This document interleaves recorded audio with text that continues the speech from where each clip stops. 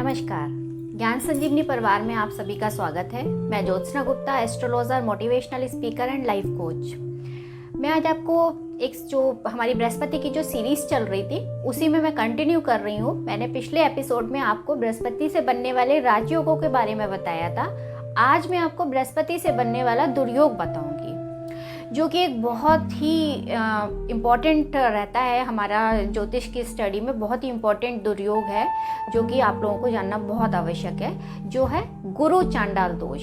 गुरु चांडाल दोष कैसे बनता है वो मैं आपको बता रही हूँ। जब बृहस्पति और राहु का कॉम्बिनेशन होता है तो इससे गुरु चांडाल दोष बनता है।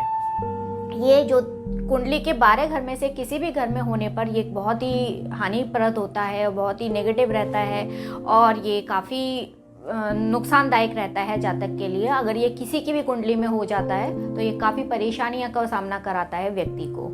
और ये कैसे बनता है, जैसे बृहस्पति और राहु दोनों एक साथ होने चाहिए, इसकी कंडीशन यही है। इसमें दृष्टियों से नहीं बनता। कुछ लोग कहते हैं कि अगर बृहस्पति की दृष्टि राहु पे पड़ती है या राहु की दृष्टि पड़ती है तो उससे भी ये बनता है। नहीं, उससे नहीं बनता। सिर्फ इसकी कंडीशन यही है कि बृहस्पति और राहु दोनों एक साथ एक ही घर में होनी चाहिए, उससे ये बनता है।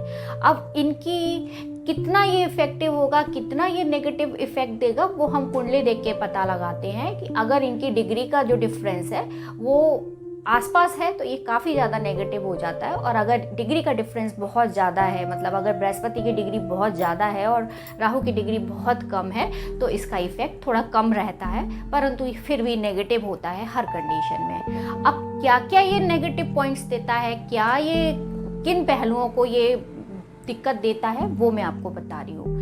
एक, बृहस्पति हमारी संतान का कारक है, तो ये एक तो संतान में बहुत प्रॉब्लम्स देता है। या तो संतान होने में दिक्कत देता है, या संतान के करियर में दिक्कत देता है, या उनकी अपनी ज़िंदगी में दिक्कत देता है, या संतान से संबंधित कोई भी दिक्कत ये दे सकता है।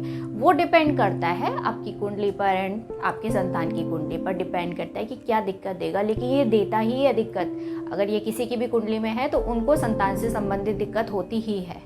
इसके अलावा ऐसा व्यक्ति जो होता है वो कभी कभी हमने पथभ्रष्ट होता भी देखा है, यानी कि वो धर्म के रास्ते से उसका मन हट जाता है और वो एक दिन ऐसा सोचने लग जाता है कि पूजा पाठ से कुछ नहीं होता, अब नहीं करते, हम इसको छोड़ देते हैं। काफ़ी लोगों को देखा जाता है ना कि काफ़ी पूजा पाठ करते हैं और उनको थोड़े दिन करने पर फ़ायदा नहीं होता तो वो कहते हैं कि नहीं, ये नहीं होता, इससे कुछ छोड़ दो।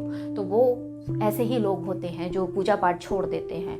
इसके अलावा वो किसी की भी बातों पे बहुत जल्दी आ जाते हैं, यानी कि कोई भी उनको मिसगाइड कर सकता है। ऐसे जातकों को बहुत जल्दी ये लोग मिसगाइड हो जाते हैं। और ऐसे लोग जो खाद्य पदार्थ है, खाद्य पदार्थों में जो अभक्ष्य पदार्थ है उस पे ये ज़्यादा जाने की कोशिश करते हैं। अब ये रूल सबके लिए अप्लाई नहीं होते, ये पर्सन टू पर्सन की कुंडली वेरी करती है, थोड़ा बहुत ये डिफर हो सकते हैं, लेकिन अगर देखा जाए तो ये उनको दिक्कतों का सामना करना पड़ता है और उनको अपनी निजी ज़िंदगी में भी काफ़ी परेशानियों का सामना करना पड़ता है।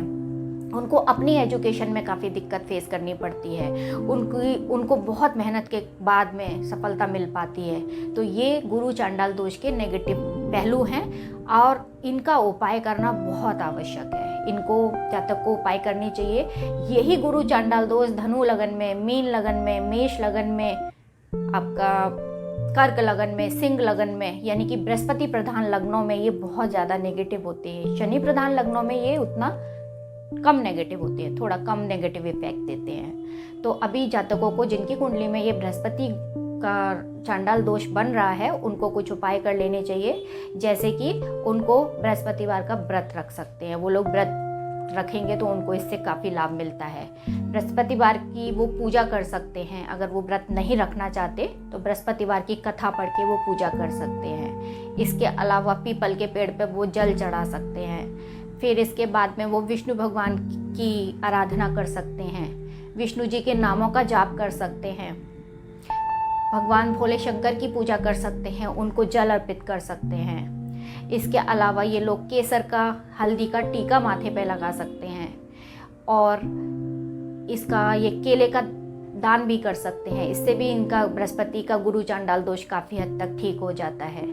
केले की वृक्षारोपण ये कर सकते हैं, पीपल का पेड़ ये लगा सकते हैं। जितना ये लोग वृक्षारोपण करेंगे उतना इनका जो दोष है वो कम हो जाता है। पीपल का वृक्ष, केले का वृक्ष, इनको मंदिरों में रोपण जरूर कराना चाहिए। इसके अलावा बरगद का पेड़ भी अगर ये लगाते हैं तो उससे भी इसका जो गुरु चांडाल दोष का प्रभाव है, नेगेटिव प्रभाव है, वो काफ़ी हद तक कम हो जाता है। ऐसे लोगों को सात्विकता बरतनी चाहिए। जितने ये लोग सात्विक रहेंगे उतना इनका जो नेगेटिव प्रभाव है वो कम हो जाता है। तो ये हमारा गुरु चांडाल दोष का प्रभाव रहा जो मैंने आपको बताया। और आगे मैं बृहस्पति की जो हमारी और सीरीज़ है उसके बारे में मैं आपको बताऊंगी। धन्यवाद।